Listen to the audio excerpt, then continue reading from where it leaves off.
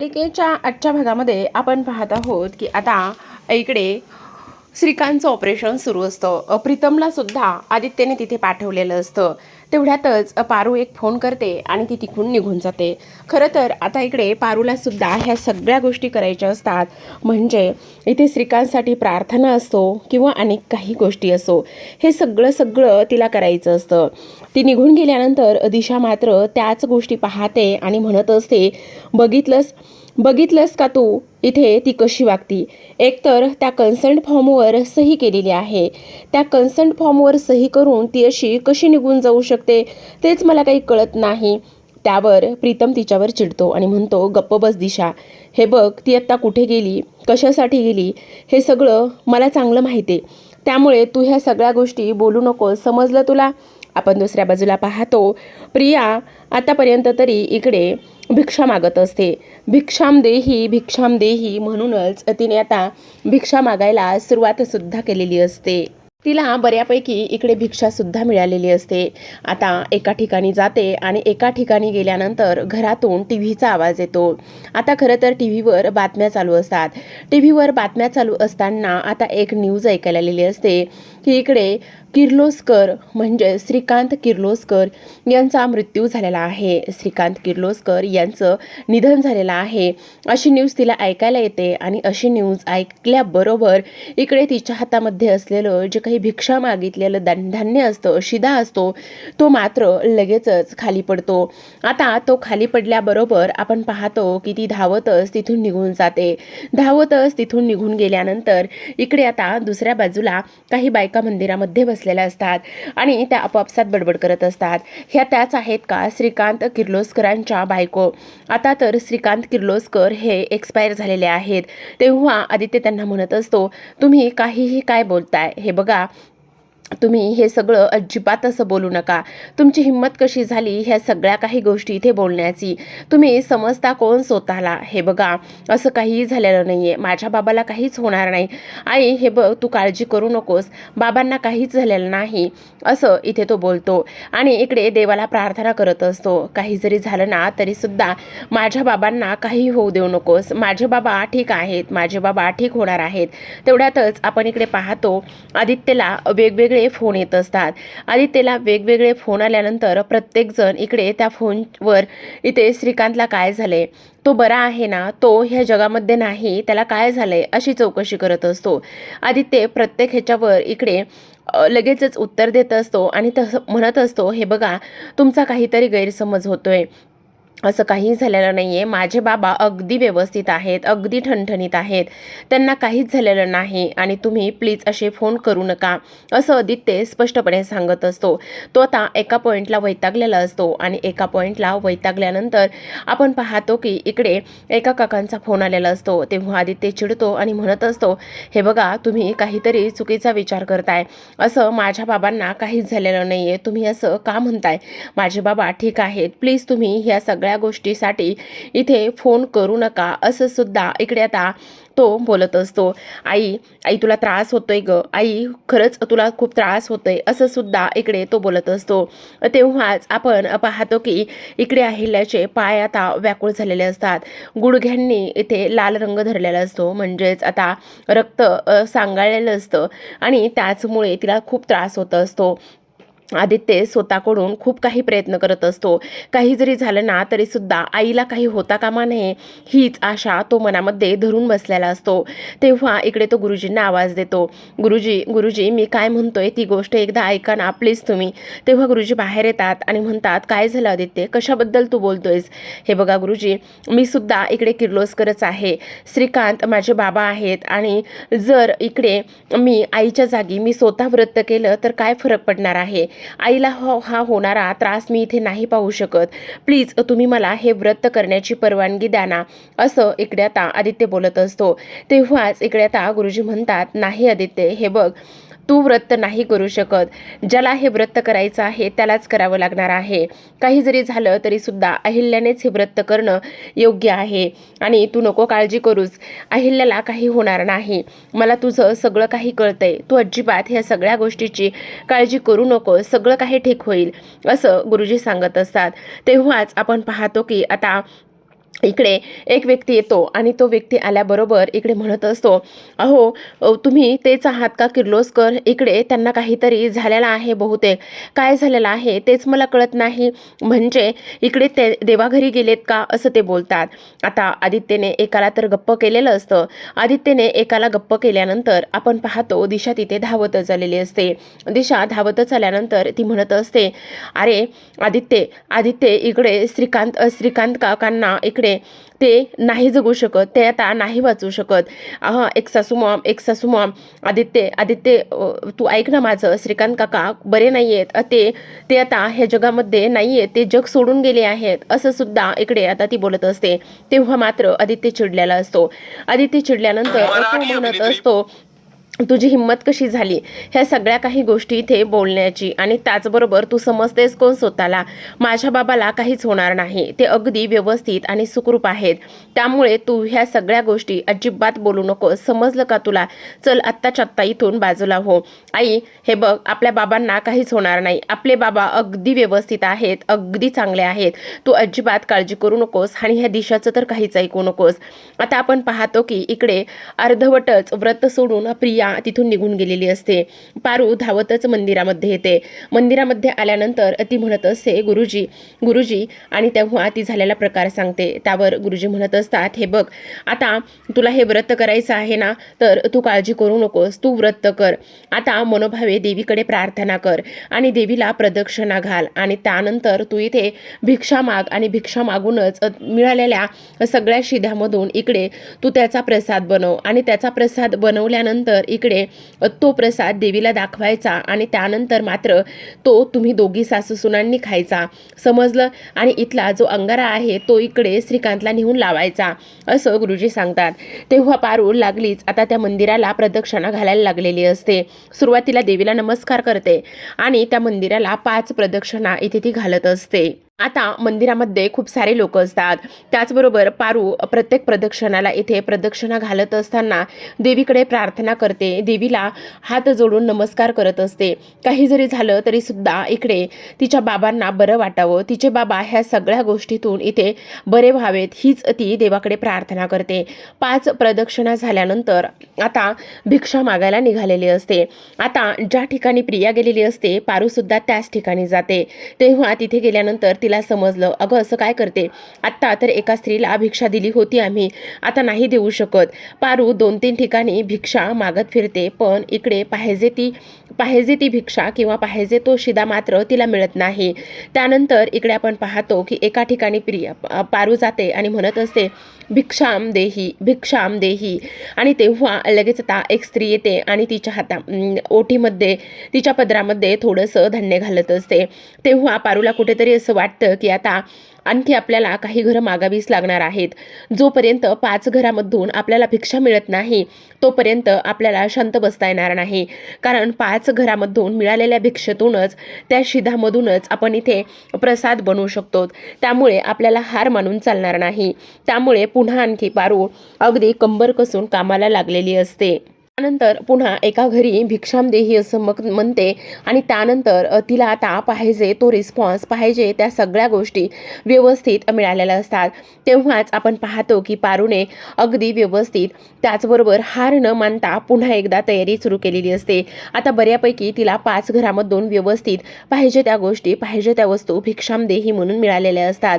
तेव्हा आता ती ठरवते, काही जरी झालं तरी सुद्धा आता ह्या मिळालेल्या शिधामधून इकडे आपल्याला प्रसाद बनवायचा आहे, आणि मिळालेल्या शिधामधून प्रसाद बनवल्यानंतर तो प्रसाद आपल्याला इकडे देवी आईला दाखवायचा आहे, जेणेकरून हे व्रत जे आहे ते आपलं व्यवस्थित आता पूर्ण होईल. आणि एकदा का हे सगळं काही व्रत जे आहे ते इकडे पूर्ण झालं तर मग सगळं काही व्यवस्थित होईल, असंच आता इथे पारू म्हणत असते. कारण आता पारूला ह्या सगळ्या गोष्टी करायच्या तर होत्याच, पण प्रिया आता अर्धवट हे व्रत सोडून गेलेली असल्यामुळे तिला खूप टेन्शन आलेलं असतं. जेणेकरून अहिल्या हे व्रत करत आहे आणि अहिल्याच्या जोडीला सुद्धा आपल्याला हे व्रत केलं पाहिजे असा विचार ती करते. आणि ह्या सगळ्या गोष्टीचा विचार केल्यानंतर ती ताबडतोबच आता इकडे जाते, आणि ताबडतोब गेल्यानंतर ती तिच्यासुद्धा व्रताला इकडे सुरुवात करत असते. तेव्हाच आपण पाहतो प्रेक्षकांनो की आता पारूला 5 घरं मागून झालेली असतात. पारूने 5 घरं मागून झाल्यानंतर ती एका पॉईंटला येऊन पोहोचते आणि म्हणत असते की आता काही जरी झालं तरी सुद्धा हे जे काही व्रत आहे ते व्यवस्थित पूर्ण होणार आहे. आणि इकडे गुरुजींकडे जाते आणि म्हणत असते, गुरुजी तुम्ही सांगितल्याप्रमाणे इथे मी आता व्यवस्थित भिक्षा मागून आणलेली आहे. तेव्हा गुरुजी तिला एक सल्ला देतात आणि म्हणतात, हे बघ पारू, आता तू ही भिक्षा हा शिदा मागून आणलेला आहेस. आता ह्या सगळ्याचा व्यवस्थित प्रसाद बनवायचा आहे आणि तो प्रसाद बनवण्यासाठी तुला लांब कुठे जायचं नाहीये. तर इथे ह्या आवारामध्येच तुला प्रसाद बनवायचा आहे, समजलं. तेव्हा लागलीच आता इकडे पारू मंदिरामध्ये असलेल्या काही बेसिक वस्तू घेते आणि बेसिक वस्तू घेऊन इथे आता आजूबाजूला असलेलं जे काही जळण आहे त्याचबरोबर दगडाची चूल मांडते. दगडाची चूल मांडल्यानंतर ज्या वस्तू लागणार आहे त्या वस्तू आजूबाजूला शोधून शोधून ती आता बेसिक तयारी करून घेत असते, जेणेकरून तिचा प्रसाद हा व्यवस्थित होईल. सुरुवातीला 2 विटा 2 दगड घेऊन येते आणि त्याची एक चूल ती इथे बनवते. त्याचनंतर त्याच परिसरामध्ये असलेले छोटे मोठे लाकडाचे तुकडे, काड्या हे सगळं काही जमा करते, जेणेकरून आता इकडे तिला व्यवस्थित चूल पेटवता येईल. आणि जर आपण व्यवस्थित चूल पेटवली तर प्रसाद सुद्धा लगेचच ताबडतोब होईल असं सुद्धा इकडे तिचं म्हणणं असतं आणि त्यामुळे ती ही सगळी तयारी करते. आता सगळ्यात महत्त्वाची गोष्ट म्हणजे तिच्याकडे ही चूल पेटवण्यासाठी आग नसते, माचीस नसतं. त्यामुळे काय करावं असा विचार येतो. तेव्हा लागलीच आता इकडे मंदिराकडे जाते. आता मंदिराकडे तर जाऊ शकत नसते, कारण मंदिराकडे जाऊन ही आपल्याला कोण देणार आहे असा सुद्धा विचार येतो. तेव्हा इकडे पुन्हा गुरुजींच्या दाराकडे जाते आणि गुरुजींकडे गेल्यानंतर ती म्हणत असते, चूल पेटवण्यासाठी इथे आग हवी आहे, आग भिक्षाम देवी, आग भिक्षाम देही असं म्हणत असते. आणि तेव्हा गुरुजी भिक्षा म्हणून तिच्या पदरामध्ये झोळीमध्ये आता माचीस टाकत असतात, जेणेकरून तिला व्यवस्थित ती आग लावता येईल आणि व्यवस्थित चूल होईल. आणि त्याचबरोबर व्यवस्थित आता ते सगळे काही चूल पेटल्यानंतर तिला प्रसादसुद्धा व्यवस्थित करता येईल. ह्या सगळ्या गोष्टींमध्ये आता गुरुजींचा सुद्धा तेवढाच पुढाकार असतो. आता पारू धावतच माचीस घेऊन त्या चुलीकडे जाते.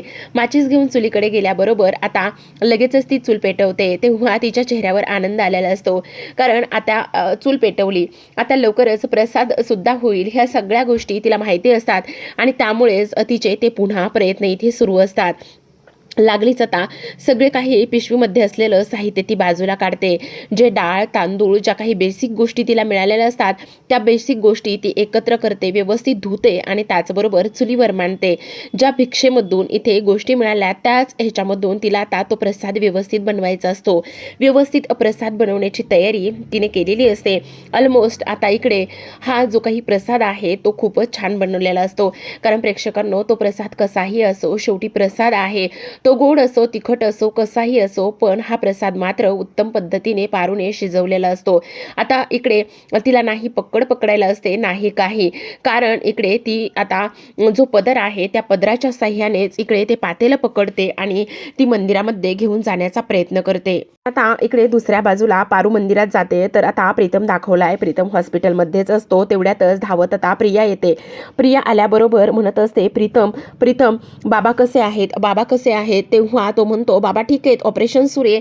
तेवढ्यातच आता इकडे त्याला फोन आलेला असतो आणि फोन असतो तो म्हणजे आदित्यचा, कारण आदित्यने फोन केलेला असतो तो म्हणजेच की श्रीकांतच्या तब्येतीची चौकशी करण्यासाठी, कारण इकडे खूपच अफवा पसरलेल्या असतात. त्यामुळे तो म्हणत असतो, अरे हे बघ प्रीतम, बाबा कसे आहेत, ठीक तर आहेत ना. त्यावर आता इकडे प्रीतम त्याला सांगतो, हो आदित्य दादा बाबा बरे आहेत, म्हणजे आता ऑपरेशन सुरू आहे. आणि तू काय झाले, काय एवढी काळजी करतोयस, हे बघ आता ऑपरेशनला बाबांना घेतलेला आहे, तू नको काळजी करू. तेवढ्यातच समोरून आता पारू प्रसादाचं पातेलं घेऊन येताना त्याला दिसते आणि प्रसाद तिच्या हातात दिसल्यानंतर इकडे आदित्य म्हणत असतो, पारू. आदित्य म्हटल्याबरोबर प्रीतम म्हणतो, पारूचं काय, अरे पारूने व्रत पूर्ण केले, ती प्रसाद घेऊन आलेली आहे. बहुतेक तिनं आता हे व्रत तिला पूर्ण करायचं होतं आणि तिने ते व्रत पूर्ण केलंय असं सुद्धा इकडे आता तो बोलत असतो. इकडे मात्र प्रीतम आता विचारामध्ये असतो, नेमकं काय चाललंय हे सगळं काही. इकडे ह्या सगळ्या गोष्टी आपल्या इथे प्रियाला करायला सांगितल्या होत्या आणि ह्या सगळ्या गोष्टी प्रियाला करायला सांगून प्रियाने ह्या सगळ्या गोष्टी नाही केल्या, म्हणजे नेमकं हे सगळं कुणी केलंय, काय चाललंय काय. आता प्रियाच्या खांद्यावर प्रीतम हात ठेवतो तेव्हा प्रिया रडत असते. प्रीतम तिला विचारतो, काय झालंय प्रिया. प्रिया, सगळं काही व्यवस्थित आहे ना? सगळ्या गोष्टी ठीक आहेत ना? तू अशी रडतेस का प्रिया? काय झालंय? तो तिला पूर्ण विचारण्याचा प्रयत्न करत असतो. आता पूर्ण विचारण्याचा प्रयत्न केल्यानंतर सुद्धा इकडे मात्र प्रिया ढसाढसा रडायला लागलेली असते.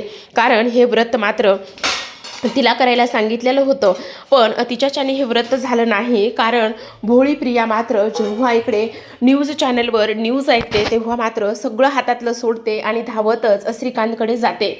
आणि त्यामुळेच हा सगळा काही पचका जो आहे तो इथे झालेला असतो.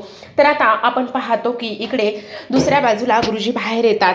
आता इकडे अहिल्याचं सुद्धा 5 प्रदक्षिणा घालून झालेल्या असतात. मंदिराचा जो काही इथे अंतर आहे ते मंदिराचं अंतर खूप जास्त असतं आणि त्यामुळेच इकडे आता तिला ह्या प्रदक्षिणा घालण्यासाठी वेळ लागलेला असतो. तर आता प्रेक्षकांनो, आपण पाहतो की ह्या प्रदक्षिणा सुद्धा व्यवस्थित पद्धतीने झालेल्या असतात आणि त्यामुळेच आता हे व्रत व्यवस्थित सफल झालेलं असतं. गुरुजी सांगतात आता प्रसाद सुद्धा आलेला आहे. तर इकडे पारू, तू हे व्रत पूर्ण केलंस. अहिल्या, तुझं सुद्धा आता व्रत इथे पूर्ण होत आलेलं आहे, त्यामुळे काळजी करण्याची वगैरे काही गरज नाही. तेव्हा गुरुजी म्हणत असतात आता इकडे ताबडतोब तुम्ही दोघीजणी सुद्धा आतमध्ये या. आतमध्ये आल्यानंतर मी तुम्हाला सांगतो काय करायचं आहे. तर आता अहिल्या स्वतःच्या पायावर व्यवस्थित उभी राहते. पाय खूप गळून आलेले असतात. तिला धड व्यवस्थित चालता सुद्धा येत नसतं. तरीसुद्धा आपण पाहतो की ती आता हळूहळू तिच्या पायावर चालत आतमध्ये निघून जाते. पारूसुद्धा लागलीच तिच्या पाठीमागे जाते. आता इकडे डॉक्टर बाहेर आलेले असतात. डॉक्टर बाहेर आल्याबरोबर इकडे प्रीतम तिला डॉक्टरांना विचारतो, डॉक्टर काय झाले? सगळं काही व्यवस्थित आहे ना? बाबा कसे आहेत? बाबा बरे तर आहेत ना? असा प्रश्न असतो. तेव्हाच डॉक्टर म्हणतात हो, ऑपरेशन व्यवस्थित झालेलं आहे आणि ऑपरेशन सक्सेसफुल झाले. आता धोका टळला आहे असं सुद्धा डॉक्टर सांगतात. तेव्हा प्रीतमला आणि त्याचबरोबर प्रियाला जीवात जीव आलेला असतो.